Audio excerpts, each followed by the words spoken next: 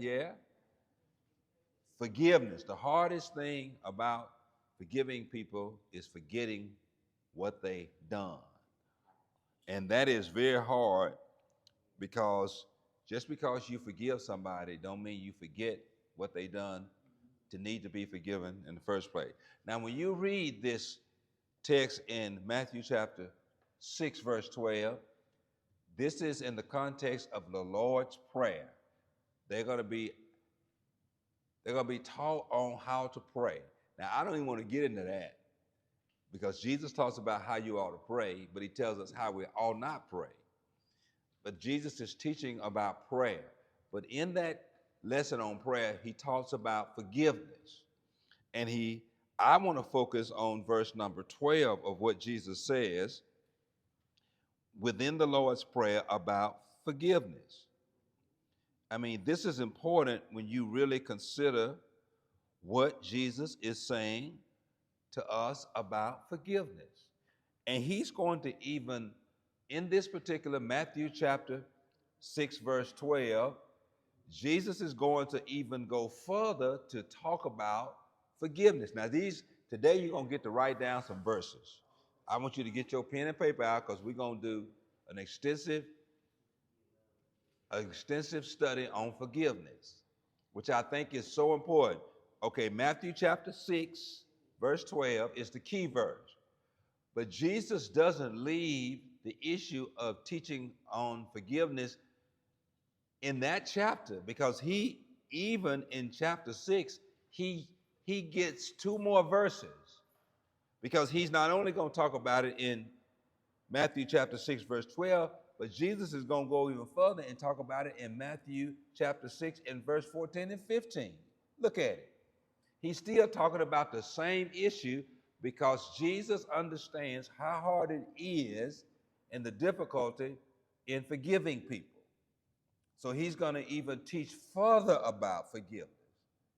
He doesn't just say that and go on to the next subject, but in the 12th chapter of Matthew chapter 6, he talks about it. It ought to be what we pray about. But then he goes further in verses 14 and 15 and even talks about it even more. So forgiveness, and Jesus is going to tie forgiveness to whether or not you get your prayers answered. Because he says if you cannot forgive, you will not get your prayers answered. You are wasting your time if you pray and you have an unforgiving heart. I want you to understand that. If you are a person who holds on to grudges and who have an unforgiving spirit, and you have long-standing feuds with people that you cannot forgive, Jesus is teaching your prayers are not answered. You are wasting your time. Because he's going to really talk about how not to pray in the first part of this whole concept of prayer. When he's going to talk about this idea of prayer, he's going to talk about when you pray, don't pray like the hypocrites. That's in verse 5. Don't pray like the hypocrites. The hypocrites love to pray standing in the synagogues, on the corners of the streets to be seen by others. Jesus says when you pray, don't pray to be seen. Don't pray to be seen. That's the first thing he says. When you pray, don't pray to be seen. Don't pray to be seen. Because he says if you pray to be seen, you already got your reward. Because you want an audience and you want the applause of the audience. But he says when you pray in verse 6, you go into your room, close the door, pray to your Father who is unseen, and your Father who sees you in the unseen place or the secret place will reward you openly.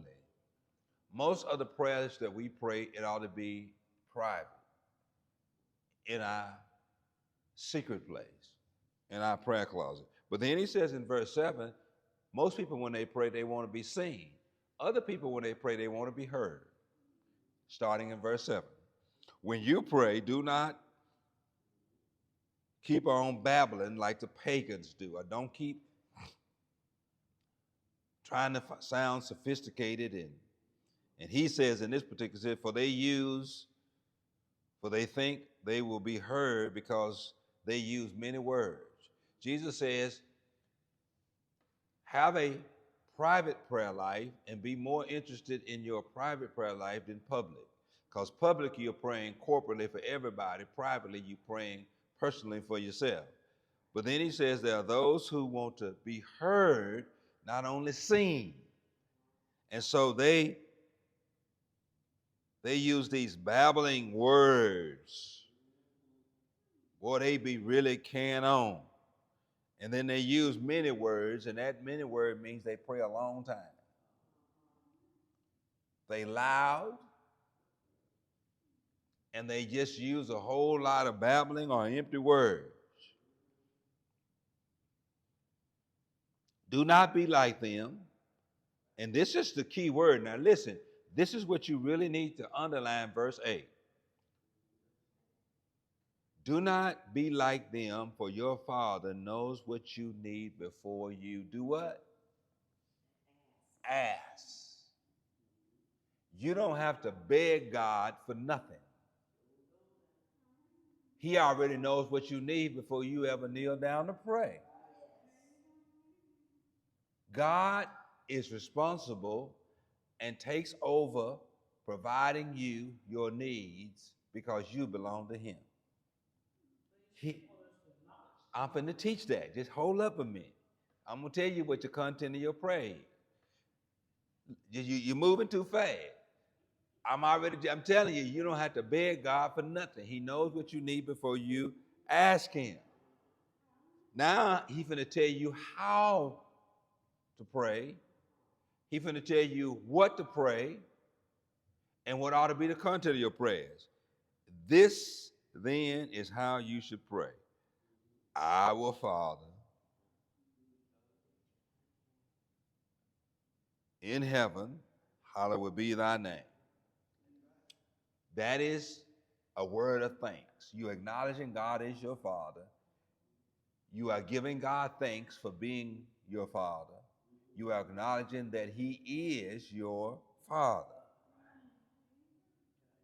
Hallowed be your name. Your name is above all names. Your kingdom come.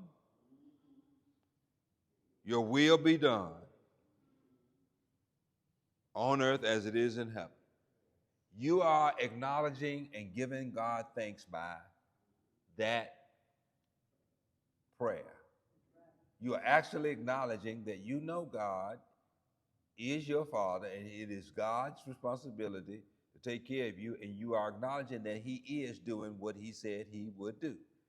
Now, you're going to get into the content because what you're thanking him for is your daily bread.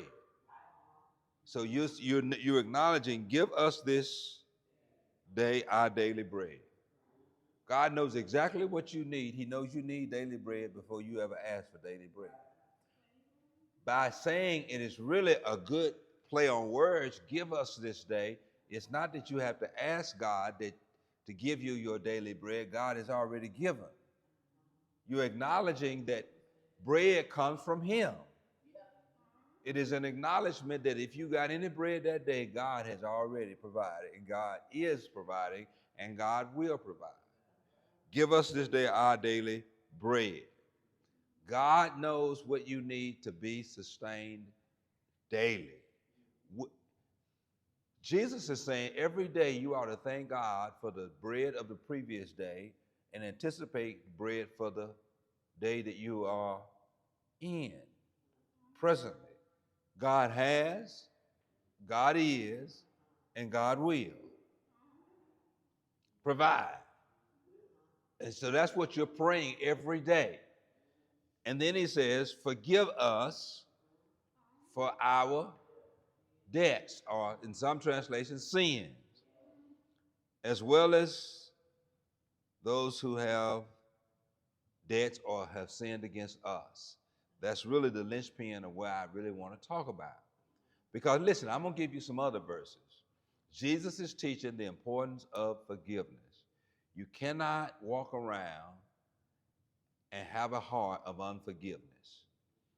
You can't walk around mad and angry And let me tell you this thing about forgiveness. Some things, Sister Mitchell, you're right. You can't you can't fix the people that you might have to forgive. You can't fix them. You can't fix them. You can't change them. And guess what? They might not do any better nor change their behavior for the reason in which you might have to forgive them. In other words, you might have to forgive people that ain't gonna do nothing to deserve to be forgiven, ain't gonna change, they ain't gonna treat you no better, they ain't gonna look at you no different, but you gotta forgive them because that's what Christians do. I want to give you a couple of verses. 1 Peter chapter 4, verse 8. It is a powerful verse. You know what it says? 1 Peter chapter 4, verse 8, that love hides a multitude of faults. That when you have real Christian love, love has to, love demands. And love, by virtue of being love, hides a multitude of faults. It has to. Only people who are parents can understand this. Because your kids are something serious like mine. And if you love them based on what they did right and what they did wrong, you probably wouldn't love them at all. But you love them in spite of what they don't get right and what they do wrong. And your love has to hide a multitude of faults. Because there's a whole lot of things they do that you don't like, but just because you don't like it don't mean you don't love them. And your love hides that or covers that.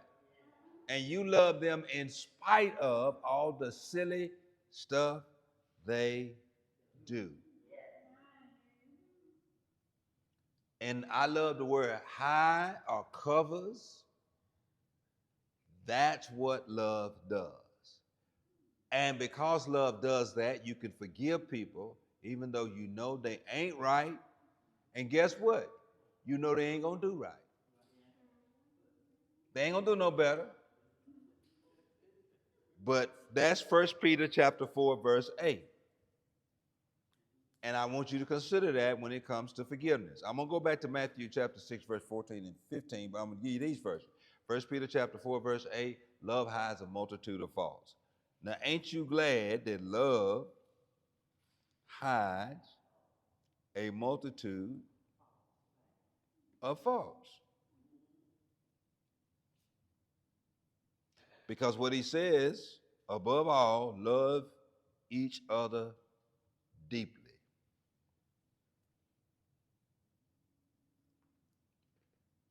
Because love hides a multitude of sins or faults. In other words, you know everything about a person that ain't right, but you love them anyway. You love them in spite of them struggling to get themselves right. You along with them for the struggle. And in that struggle, they might do some things to you that hurt you, offend you, and rub you the wrong way. You don't stop loving them, but you keep loving them. Because you're long suffering and you're patient and you're kind. Sister Calvin, I know your grandson tries your nerves, but love has to hide a multitude of faults. You got a son worse than him. Yeah, you got to love them anyway. You got to love them because, see, love don't mean you put up with mess. Love means you love them in spite of the mess, but you don't let them take advantage of you and run over you. That's not love.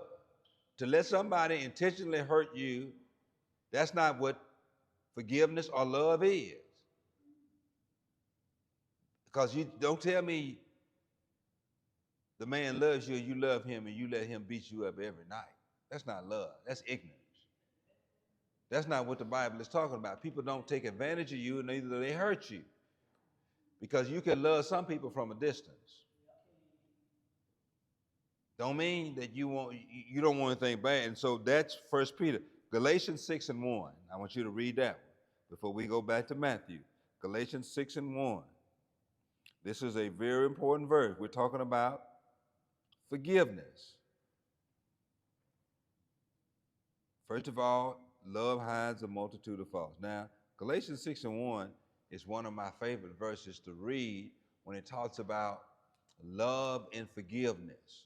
Look at what it says. Brothers and sisters, if someone is overtaken in a sin, you who live by the Spirit, restore such a person gently. But watch yourself, or you may also be tempted. That's why you got to forgive, because you never know when you might need to be forgiven. You never know when the shoe might be on the other foot. And Paul is talking about forgiveness and handling people with care when they have an indiscretion or a failure, or when they are overtaken suddenly by a temptation that they cannot overcome and they fall. Paul says, reserve judgment and be compassionate and be ready to restore that person, and don't be so hard on them. I love the original translation said, if a brother be overtaken in fault, ye who are spiritual, restore such a one, considering yourself, lest you also be tempted. The same thing that happened to them could happen to you. So be careful how you handle people when it comes to having an unforgiving spirit. And then Galatians chapter 1, verse 7. Now you better read this one. I know you always like to read Galatians 6:1. You better read Galatians chapter 6, verse 7. Do not be deceived, God is not mocked. A man reaps and a man sows. Don't forget how God will view you handling people and you don't handle them right, because God will have the final say so. And don't worry about what the person is going to do to you and how the person is going to react. You better be concerned about how God's going to react. Be not deceived. God is not mocked. God is looking. God is recording. And God could or could not respond to you being too harsh on other people. Be not deceived. God is not mocked. You give forgiveness because God gives forgiveness to you. I'm going back to my original key verse, Matthew chapter 6, verse 12. You pray for forgiveness because you forgive others, because God forgives you. Okay, let's go back to Matthew. Let's go back to Matthew chapter 6. And we finna go to these two verses where Jesus gives more commentary on the act of forgiveness. Verse 14 of Matthew chapter 6. If you forgive other people, when they sin against you, your heavenly Father will also forgive you. You are not forgiven by God when you don't forgive others. That's simply what Jesus is saying. Don't expect to get something from God that you ain't willing to give to other people. Does God walk around mad at you? Does God walk around holding a grudge against you? But now let me tell you this. Sister Mitchell brought this up. I'm going to bring it up. You know what how God forgives us? He takes our sin, put them in a bag, and throws them into the sea. It's hard to forgive and not forget. Now listen, there is a difference, Sister Mitchell, between forgetting and remembering. You're never going to forget in a sense that you're always going to remember. Memory has a purpose. Memory is to remind us. And see, memory is supposed to help us to respond different and to act different and to be different. You get what I'm saying? So, burn me once, shame on you. burn me twice, shame on me. Because I remember what you done the first time. I forgive you, but I ain't gonna let you burn me twice. And it ain't cause I don't love you. It ain't cause we haven't reconciled. It ain't that our relationship is not restored. It is that I'm gonna protect me and my peace and my sanity. And I'm gonna protect my life. Ain't got nothing to do with that I haven't forgiven you. It's just like the best illustration I can use. You asked me to borrow $100 the first time. You didn't pay me back. Shame on you. Come ask me again. Now, if I let you borrow it, not understanding that it's a good chance you didn't pay me back the 100, you ain't gonna pay me back this time, and you don't pay me back, it ain't on you, it's on me. Because I remember you did it the first time.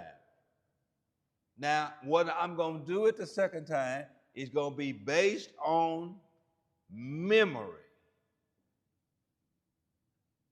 You didn't do it right the first time, so here's the second time. So now, okay, I got to make the decision. I'm gonna remember. I ain't forgot what you done for me the first time, but it ain't got nothing to do with the fact that I hadn't forgiven you because you didn't pay me back and we still friends, we still speaking. I lost that one. I count it as a loss. But our relationship is still intact. You still my cousin, you still my daughter, you still my son, you still my brother, you still my sister. We still got a relationship. We're gonna show up at the barbecue and I'm gonna act just like it never happened. But I ain't gonna let you do it to me twice. Now you can be mad all you want to, but it don't mean I ain't forgiving you. It's just that I have learned my lesson, because a good predictor of future behavior is what? Past behavior. Huh? I can't hear you. Well, no, reconciliation requires that you maintain relationship. And it depends on what the offense was, how deep the offense was. Sometimes you need to stay the distance because the person, they become irrational because they can't get what they want. And the best thing to do is to keep your distance. Speak, be cordial, but it doesn't mean you have to have fellowship with the person or what we consider to be communion with the person, and that is drinking from the same dish and and eating from the same plate. Doesn't mean you're gonna have that, but it does mean you're cordial. Sometimes distance is required, not because you mad, because they mad.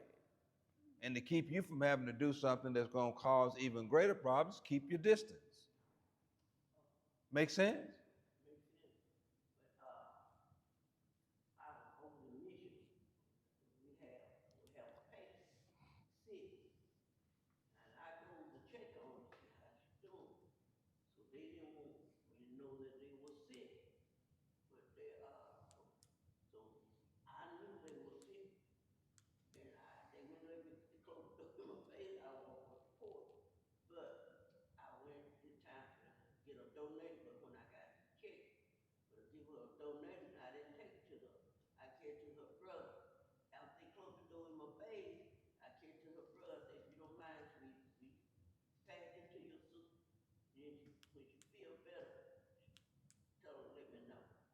Yeah, but see, I'm telling you sometimes, see, this is why I be telling people about when you got to know how to do that kind of benevolent care, because some people are very offended.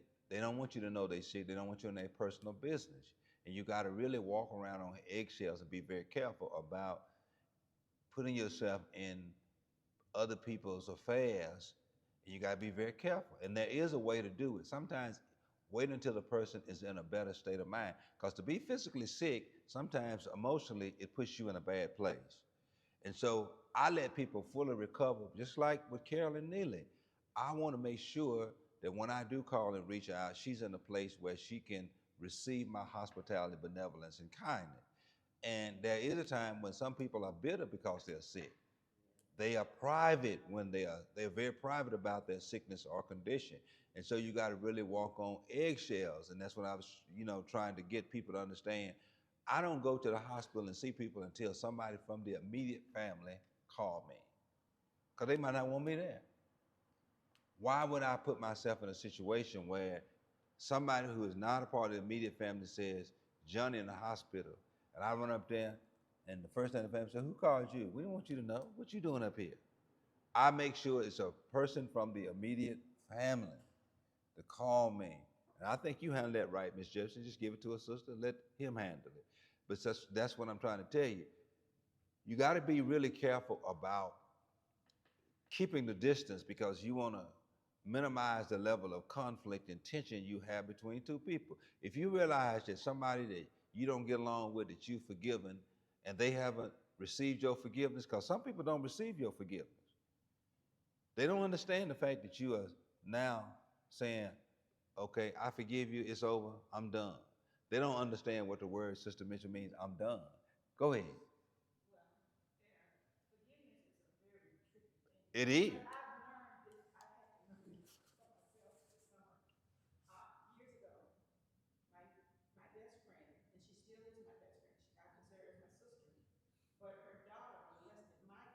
Mm.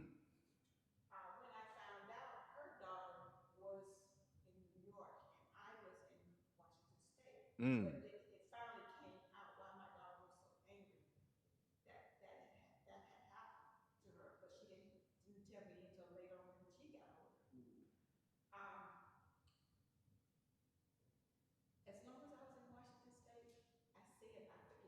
Right.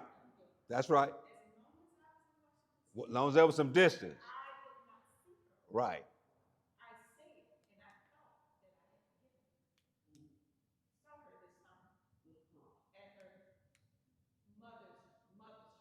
Mm-hmm.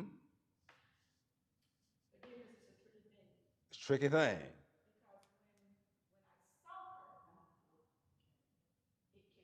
It came back.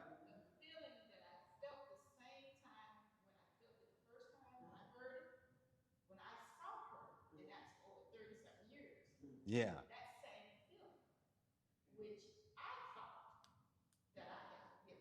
Yeah.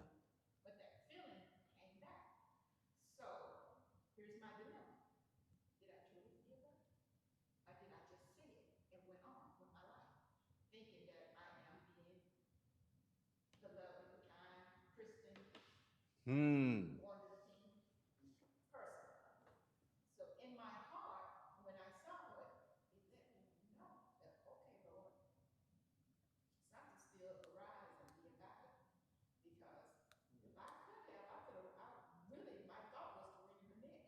Yeah. And I'm glad. Well, I'm glad you brought that up because you really give me a chill bump because I'm telling you, the reason why you had those feelings because there was no closure. Because you need a person to acknowledge the wrong. They need to seek your forgiveness. You need to hear them say it. Because if they never acknowledge, because how do you get closure without there being an acknowledgement of guilt?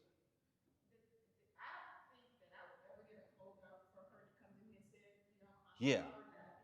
Yeah. Yeah, see, that ain't gonna work. Yeah. Right. Right.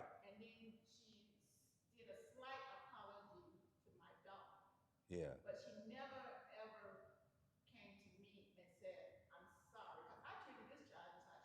Right.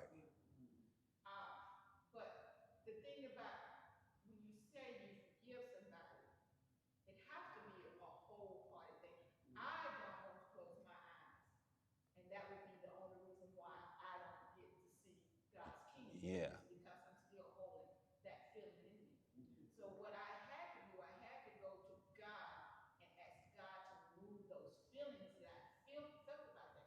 Yeah.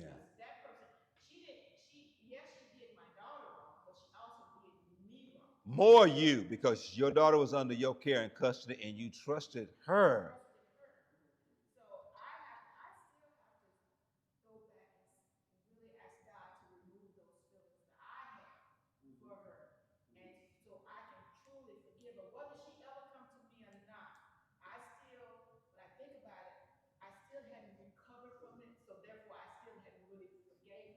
Right.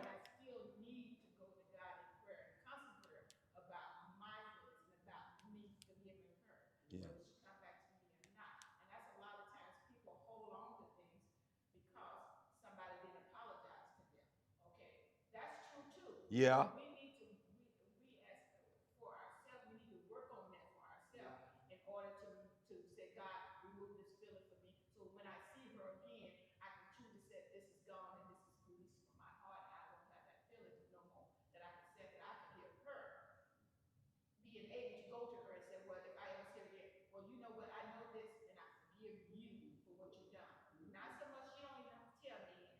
Yeah.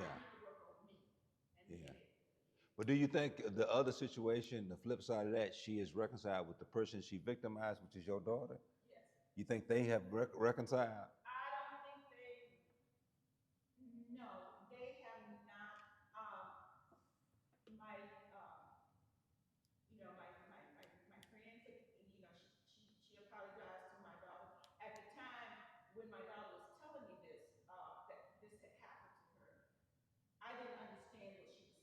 Yeah. Yeah. I see you. Yeah. You're right. Yeah. Yeah. That's right.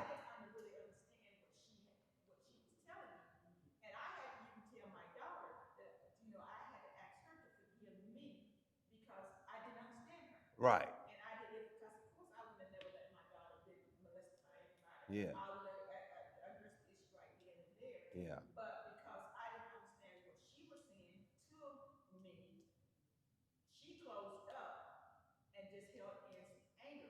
Yeah.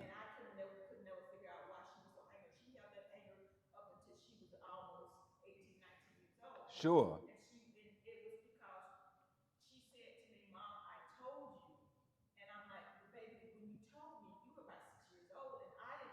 You didn't understand the concept and grasp it.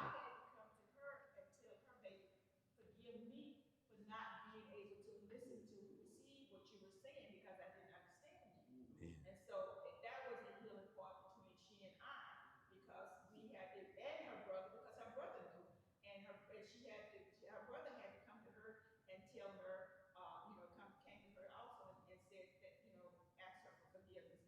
Yeah.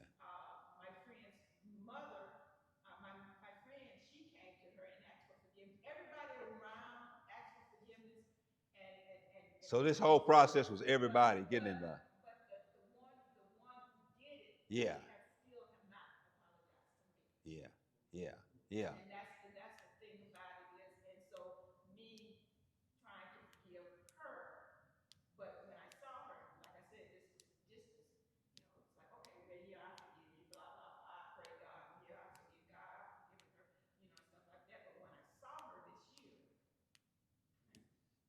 That's another different thing. Let me ask you this question: have you forgiven yourself?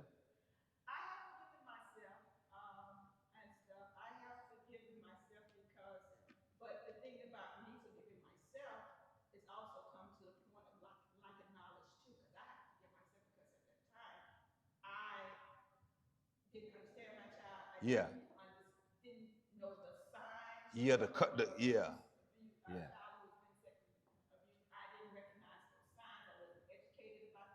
Yeah.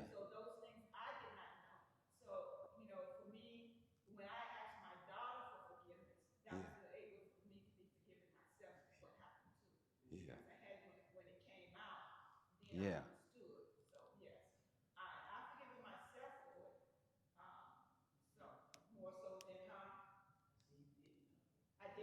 Yeah. Yeah. Yeah.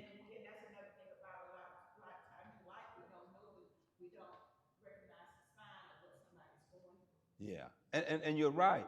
And I still maintain that the way you get closure is the person has to own up and say, this is what I've done. And then sometimes you might get that and you might not get that. And most of the times people don't want to acknowledge that. And it's hard to move on because then you have the guilt to carry the rest of your life. How many other people are they doing that to?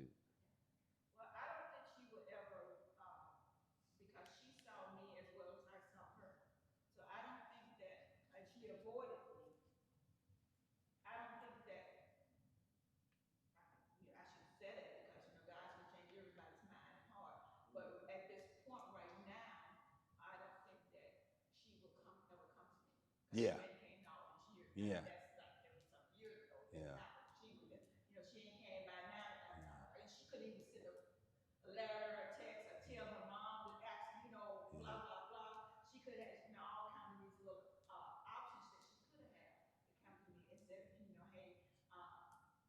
But that's a guilt she'll have to carry, not you.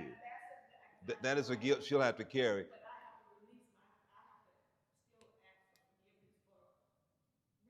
You have to forgive her to receive forgiveness, and that's what Jesus is talking about. And it's a lot. And forgiveness is a tricky. It has some nuances, and let me tell you, so many people have been in the similar situation you're in, and they're the victims of these kind of experiences. And some people struggle to forgive because sometimes the people that victimize them, they walk around like they ain't done nothing. They can't acknowledge nothing, and they walk around as if though they got clean hands, and they deflect and try to make the person be that they victimize as the victim. And it's hard because I do a lot of uh, counseling on those situations, and I tell people it's hard, but you have to, because what you do is you imprison yourself with your own anger, your own bitterness, and the only person that's got the key to get you out of that is you, because that person walk around as if though they ain't done nothing. They walk around as life is normal, and you the one walk around angry and bitter, and they done moved on. So therefore, you got to move on. And to really get closure is to say to yourself, I'm over it. I'm done.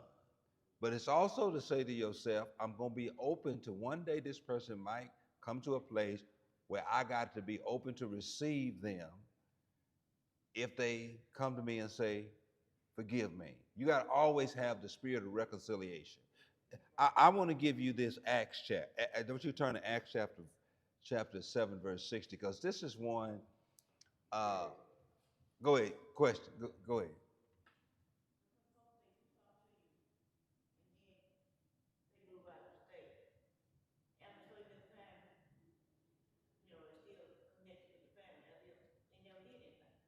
Yeah, because see that is a see not everybody has a God conscience. Some people's conscience have been seared with a hot iron, and then some people are so cold and callous. The love of many have waxed cold. So you have to deal with people who their love has waxed cold. Their conscience has been seared with a hot iron. Yet you have to still live out your Christian faith. How do you deal with those kind of people? You deal with them in a way that it does not infringe upon your peace.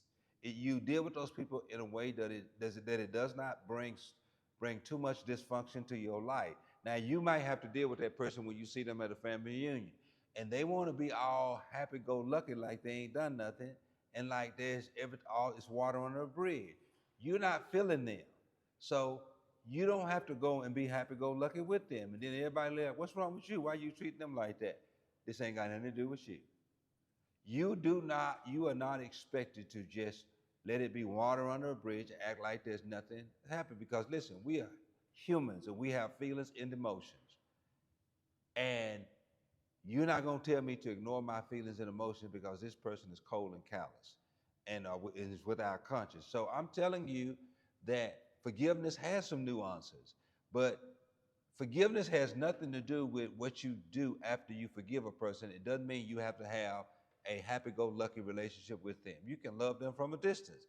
You do not have to engage them in a situation to where that relationship is what it was. It's never going to be what it was because it's too much hurt. It's too much water on the bridge. It's too much unresolved stuff, unresolved issues. There are a whole lot of people that I have to forgive. I got a sister I have to forgive. If my mother died and she didn't like me before and didn't like me today or blamed me, and guess what I did? Everybody like, what you gonna do? I walked out there, she was getting out of the car. Before she got out of the car, I hugged her and told her I love her. And I explained to her why my mama had died. And I said, if anything I can do, you let me know. And if mama left anything, I'm gonna give you your part. Okay, now when the film was over, we didn't go out and drink and have a drink or share a meal. Because I know how she feel. And me Listen, you treating somebody nice ain't gonna change how they feel about you. You can't be nice enough to make somebody who don't like you like you. You got to have the best kind of relationship so you can survive and you can maintain your peace and your sanity. Don't try to befriend people who don't want to be your friend. I don't call my sister every day, every night. I don't call on her birthday because I ain't gonna tell them what she might say to me to hurt my feelings. I ain't gonna have my feelings hurt. I ain't gonna try to be nice to her, and she don't want me to be nice. And no matter what I say or do, she gonna be ignorant, say something stupid to make me say something. I've forgiven you. I've left those emotions on the floor. I ain't picking them back up. No, they not. No, they not. Because I know how to lead. I know how to lead. They happens all the time. We have a family cookout. I see them coming. I don't have to stand there. I can go over there to the other side, talk to some more folks. You're not going to sit there and insult me. You're not sit there and berate me. I don't have to listen. I do not have to listen to the insults. If I choose to stay there and let you insult me, that ain't your fault. It's my fault. Because there's a whole lot of space out here. Now, if you don't know nothing about being the black sheep of your family, I can tell you about it. Because a whole lot of folk in my family don't like me. When I go around, so I don't go around, first of all, I don't go around that much, but when I do go around, to keep them from insulting me, telling me I think I'm the big dog better than everybody else, I see them coming, I go in the other direction because I ain't got to listen to them. People comment on my Facebook posts of things I say, I ain't got to comment back. I know who I am. You are not going to disturb my peace. My peace is my responsibility. I'm telling you, when you read these biblical texts, it's going to, let me give you this in Acts chapter 7, verse 60. This is Stephen being, chapter 7, this is Stephen being stoned. I want you to read this and I'm fixing to close this out. But look at Acts chapter 7. This is a man being stoned for preaching the gospel of Jesus Christ. I want you to listen to what he said. The last thing he says to God about those who are stoning him. This is Stephen praying. Verse 59 says, while they were stoning him, Stephen prayed. Said, Lord, receive my spirit. And then he fell to his knees, cried aloud, Lord, do not hold this sin against them. They were stoning Stephen and wouldn't stop stoning Stephen, and Stephen still praying to God to forgive them, even though they were not stopping stoning him. He still prayed for God to forgive them before he died. He wanted to make sure that he didn't die an angry man against the people who were doing him wrong. Don't let people let you or make you die hating them because they hated you, because they mistreated you. I'm telling you, I done my ex-mother-in-law's funeral, and this is the sermon I preached at her funeral, because there was a lot of animus and a lot of things going on in the family, her family in particular. But guess what she did? She made it all right. She made right with her daughter-in-law, with her grandchildren, with her daughter and her son. She made it right. And she was able to go live with her son, that they didn't have the best relationship. But see, sometimes you got to make sure you can die and die right and die with peace. Stephen knew these people were not going to quit stoning them, but he did not want to die with any anger and resentment because he knew he was about to go into the presence of the Lord. So Stephen got on his knees, cried, Lord, do not hold this sin against them. That's deep. Because, see, you got to die with peace. I've seen people who died and they didn't have peace with their fellow man. Whether it's their daughter, son, mother, father, sister, brother, that's a hard way to die. But so you got to get things right. So Stephen, the last thing he said before he died was, Lord, do not charge this sin to them. Because Stephen wanted to make sure he was right with God, even though they weren't right with him. He didn't want to die with any malice in his heart. And they were stoning him, because he was only a deacon in the church preaching the gospel of Jesus Christ. You just got to get things. I wouldn't recommend you wait this late. all this long. You don't only want to die with peace, but you want to live with peace. You know people ain't gonna do right. You can't walk around angry and mad. They ain't. They walking around like they ain't done nothing. Let me give you this last from Luke chapter 23, verse 34. The last thing Stephen said was, Father, do not hold this sin or charge this sin against them. Now, this is in Luke chapter 23. Luke chapter 23, verse 34.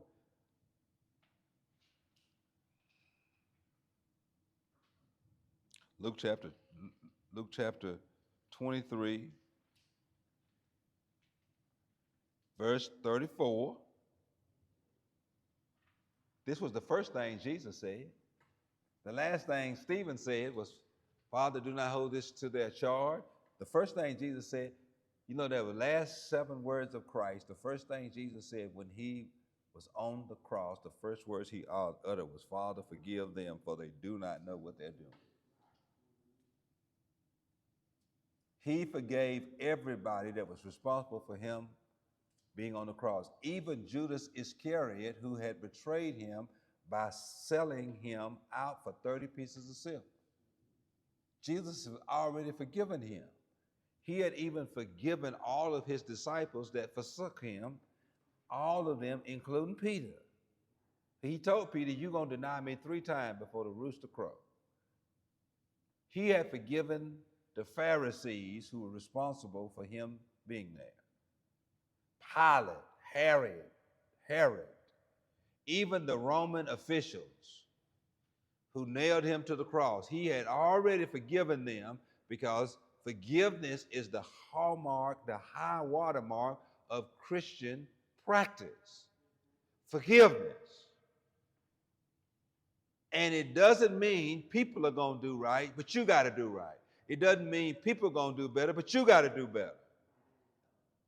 You know, Jesus goes as far as to say this, and I'm closing. You ain't even supposed to let the sun go down on your anger. You ain't supposed to let the sun go down and be angry and mad at any person. Don't let the sun go down on your wrath, because listen, when you say, and I still pray this prayer. I don't care about y'all saying I'm grown now, I can get a different prayer. I still pray this prayer. Lord, lay me down to sleep. If I should die before I wake, I pray the Lord my soul to take. Forget y'all. Yeah, I'm grown, but sometimes that's all I know how to say. Life is too hard and difficult. I got too many tears flowing. My burdens of my heart is too heavy. That's all I know how to say. And listen, I don't want to go to sleep angry at anybody, mad at anybody, have any unfinished spiritual matters with anybody. And so I try not to go to bed angry at anybody. Because if you don't close that chapter, you're going to be tossing and turning and angry. Let me give you this, and I'm closing. This is the most important thing about forgiveness. You need to forgive people because you don't want to take out the feelings of unforgiveness on the people that are there for you and are around for you and for the people that need you. You can mistreat people because you're mad at somebody else. So don't let people make you have a spirit of unforgiveness and then you take out that on everybody that's there for you, that love you, that surrounds you, that needs you, that supports you, that girts you up, that helps, Galatians says, helps you to bear your burdens. Listen, God, this is an important lesson. I don't hate anybody. Is anybody you hate? Anybody that you haven't forgiven? Anybody that you need to forgive? You know, there's this idea of what is called, you have to forgive people that you might not ever be able to see them, to tell them that they hurt you, and you might be some people you might have to forgive that's dead and gone. Now, I struggle with forgiving my father for never being there. I never knew my father, ever. My father was a married man who got my mother pregnant. She lived in Arkansas, his wife, and he would take my mother to Arkansas, drop her off at his sister's house, and then go home and see his family. My father died a bigamist. He was married to 2 women at the same time. Both of them showed up at the funeral. And he was not divorced with neither. My mother was the chick on the side. Now, I never knew my father. I never met him. The first time I ever saw him was when I went to his funeral. Now that's a hard pill to swallow. But he did.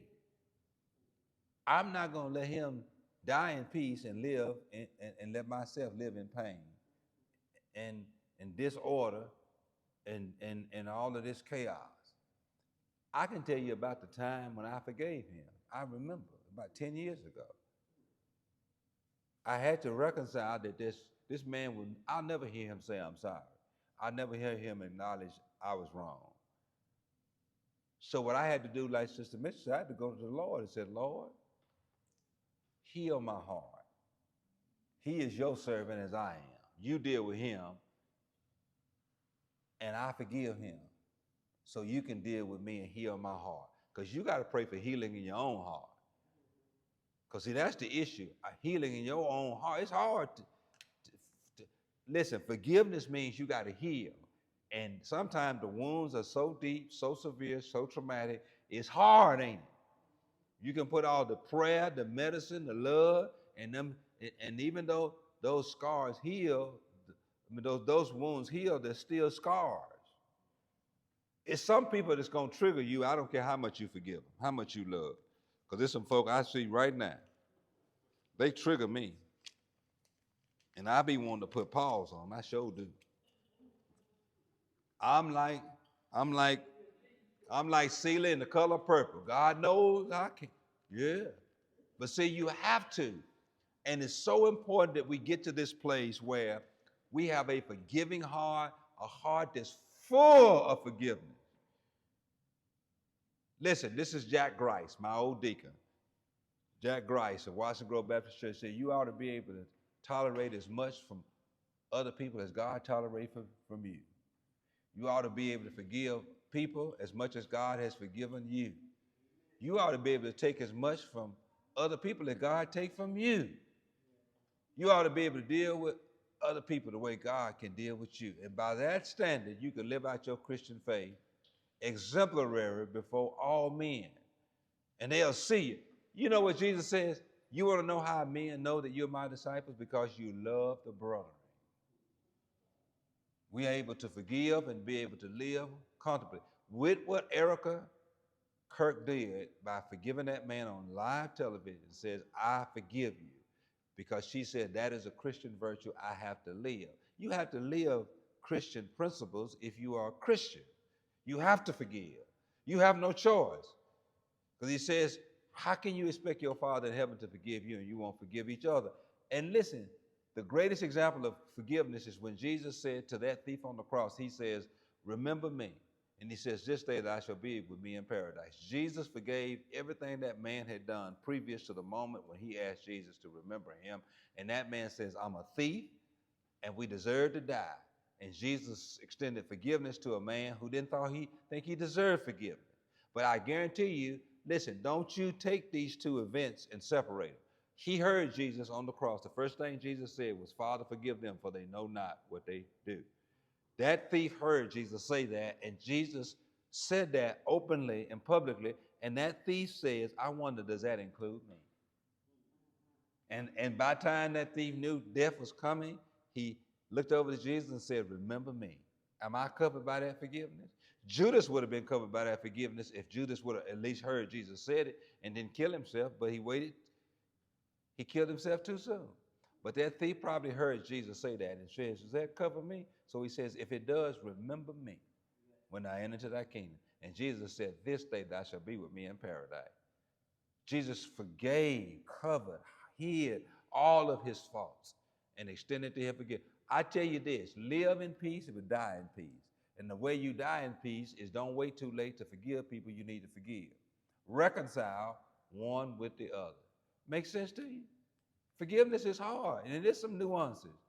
There's some people it's hard for me to forgive.